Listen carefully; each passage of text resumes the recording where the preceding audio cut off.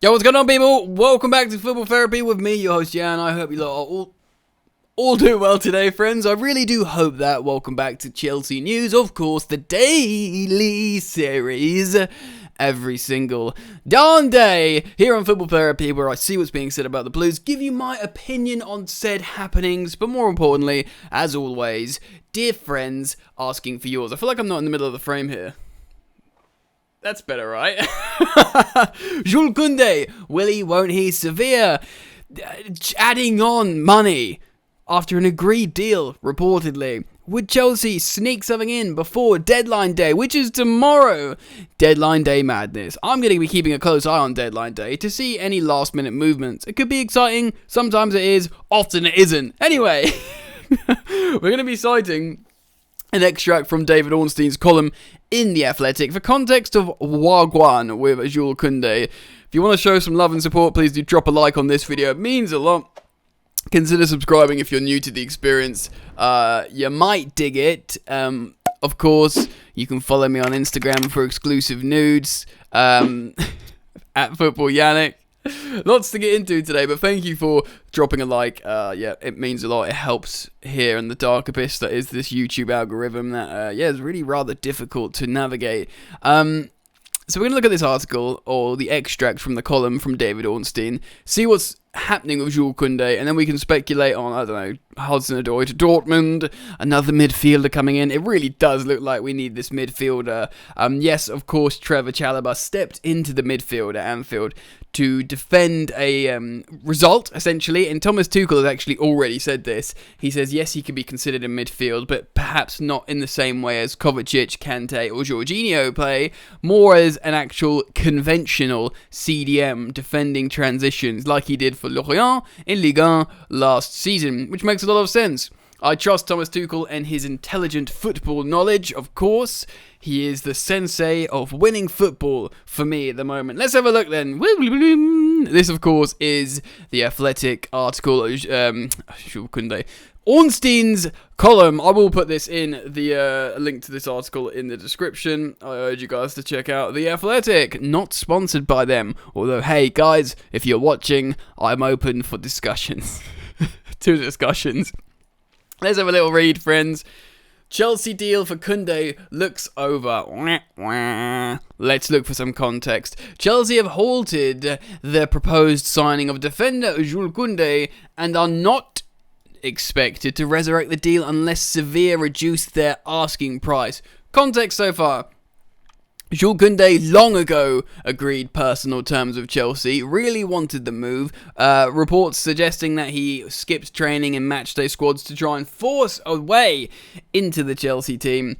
Kurt Zuma is out the door. He's been sold for £30 million, actually quite a good fee to West Ham. All things considered with the context of the situation, Chelsea will be very happy with that. So everyone thought, alright, cool. Another centre-back's coming in. Jules Kounde is a target of Chelsea manager Thomas Tuchel. Surely, now Zuma's out the door, that can only mean one thing. The France international looked certain to be the next acquisition at Stamford Bridge following the acquisition of Romelu Lukaku for best part of $100 million. The Athletic revealed in July Chelsea have been pursuing the centre-back for 2 years. Wowee. Chelsea have excellent and scouts and an extensive scouting team. It's no shock that they've perhaps been looking at this for a while. And they were pushing to get a deal done this summer. Sources have also revealed how coach Thomas Tuchel has been talking about his potential arrival with members of his senior squad. Wow. So not only do we know this is a Thomas Tuchel transfer target, got to get that alliteration in there. He's been talking to his squad about the arrival of said player, which is like, wow, do you know what I mean? Like, that's serious. He'd expected him to arrive. But in a dramatic turn of events, Chelsea have decided to stop their pursuit of because Sevilla suddenly increased the asking price. It is believed Chelsea thought they had a verbal agreement already in place over the fee, but the La Liga club are now said to be requesting €15 million more than originally was discussed. They're trying to pull a fast one here. Maybe Chelsea. Maybe this is a game of chicken. We'll just speculate on that in a moment. Chelsea have opted not to increase their offer, and if Sevilla do not lower their demands, they are set to stick with their existing options, possibly with the proviso of addressing the situation in January, which that doesn't help anyone, January transfers. So hold on, let me just quickly, before we read on, let's just talk about this. Right, so maybe they're just trying. They know Chelsea's got money. They saw Chelsea's just made the sale of Kurt Zuma, got 30 million extra, and maybe they're like, ha, you got money, you know what? 15 million extra, mate. Do you know what I mean? Just trying a fast one. And Chelsea might be thinking because they've sold Zuma, they're going to be not only have the extra cash, but be in desperate need of that extra centre-back. When in reality, we know we're not in desperate need, especially with the emergence of Trevor Chalobah. So maybe they're just trying to pull a fast one, and old Marina Granovskaya, she ain't buying what they're selling. Again, this is speculation. I don't know this for sure. I'm pulling this out of my behind. But that could be the case, right? That could be the case. They could be trying to squeeze something extra out of Chelsea. Chelsea are still in a commanding position. We're like, you know what? We can deal without him. Not only that, he wants Chelsea badly. He's agreed personal terms. He'll wait and sign for us next year, where you have to sell him to us even less, because his value will be even less. And already they've got a one-way player. Do you know what I mean? Like, this guy isn't like, meh, happy if I do, happy if I don't. This guy clearly wants to move the transfer to Chelsea, which, like I said, puts us in a very commanding place. Let's have another little read. Let's see what's going on here. Tuchel still has Thiago Silva, Andreas Christensen, Antonio Rudiger, Cesar Azpilicueta, Reece James, and Trevor Chalobah to choose from to play in his favoured back three system. So that is 1, 2, 3, 4. 1, 2, 3, 4, 5. So that's 5 into 3. That's pretty darn good. I mean, generally it would have been nice to have 6 into 3, especially considering Reece James is, not first choice as a centre back really. So really, you could say 4 conventional into 3. So yeah, I mean, ultimately Chelsea could do with that centre back. The news that Kounde 22 is now very unlikely to come, barring a dramatic late turnaround. Who knows, deadline day drama, it can happen. May be particularly beneficial to Chalobah. He has impressed Tuchel since reporting from pre-season in July, and started the UEFA Super Cup final, as well as the opening Premier League game against Crystal Palace. Of course, also he came on and played in the midfield against Liverpool at Anfield in a high-pressure situation. This is like all serious stuff. The 22-year-old is expected to be rewarded with a new long-term contract too. That's important. New deal for Trevor Chalobah. Hugely positive news. Sevilla's apparent change of stance appeared to follow the sale, like I said, of defender Kurt Zuma to West Ham for 30 million, which is finally completed over the weekend. Those, again, I was only speculating on that theory, but I could be right about them seeing more money, seeing another defensive option out the door, and trying to squeeze the money up. Maybe this deal will still get done. Another complication has been caused by Sevilla's concerns over finding a replacement, particularly this late at the stage in the market. Of course, that is obviously a serious concern as well. Potential candidates have been suggested to and rejected by Sevilla. Another option, Lille's Sven Botman, has been deemed too expensive. Maybe that's why they're cranking up the juice as well. Kounde didn't attend Sevilla's La Liga match at Elche on Saturday and travelled up to join with the France squad instead. Ooh la la! Dramatic scenes. Sensational scenes. Of course, tomorrow is deadline day on international break. So maybe if certain players don't play with their team or train with their team, it means they're dramatically running somewhere to sign for a football club. This stuff happens tout le temps, all the time. Could happen with Jules Kounde as well.